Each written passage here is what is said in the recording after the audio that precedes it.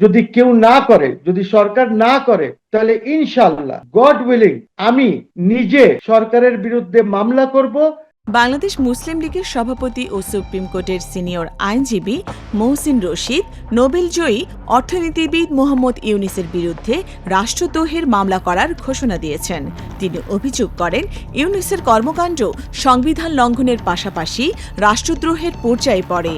সোমবার ২৩ ফেব্রুয়ারি সিনিয়র সাংবাদিক Manjurul Alam পান্নার YouTube channel মানচিত্রে মন্তব্য করেন মহসিন রশিদ। তিনি বলেন, প্রধানমন্ত্রীর পদ শূন্য হওয়ার পর রাষ্ট্রপতি ছিলেন একমাত্র সাংবিধানিক পদে অধিষ্ঠ ব্যক্তি, কিন্তু রাষ্ট্রপতির সঙ্গে যথাযথ যোগাযোগ না রাখা এবং গুরুত্বপূর্ণ সিদ্ধান্তের আগে তাকে অবহিত না করা গুরুতর সাংবিধানিক লঙ্ঘন। যে রাষ্ট্রপতি হচ্ছেন একমাত্র ব্যক্তি যিনি কনস্টিটিউশনাল অফিস করছিলেন প্রধানমন্ত্রী যাওয়ার পর, একমাত্র ব্যক্তি যিনি কনস্টিটিউশনাল পজিশনে ছিলেন। উনি একজন নির্বাচিত রাষ্ট্রপতি। শুধু সংবিধান লঙ্ঘন হয় নাই, ইটস ট্রিজন। রাষ্ট্রপতিকে তার দায়িত্ব যথাযথভাবে পালন করতে দেয়া হয়নি, তাকে মানসিক চাপে রাখা হয়েছে।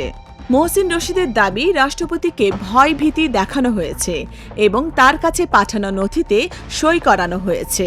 রাষ্ট্রপতি সহযোগিতা না করলে দেশে অচল অবস্থার সৃষ্টি হতে পারত বলে মন্তব্য করেন তিনি আরও অভিযোগ করেন, প্রেস উইং অপসারণ, বঙ্গভবন ঘেরাও এবং রাষ্ট্রপতিকে অপসারণের চেষ্টার মতো ঘটনাগুলো ছিল রাষ্ট্রীয় শিষ্টাচার বিরোধী।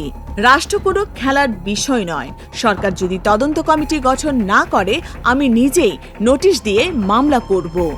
সংবিধানের ১০৬ অনুচ্ছেদ চ্যালেঞ্জ করার প্রসঙ্গ তুলে তিনি জানান, এই বিষয়ে আদালতে গিয়ে রায়ের সার্টিফাইড কপির জন্য আবেদন করেছেন। রায় হাতে পেলে রিভিউ করবেন বলেও জানান তিনি।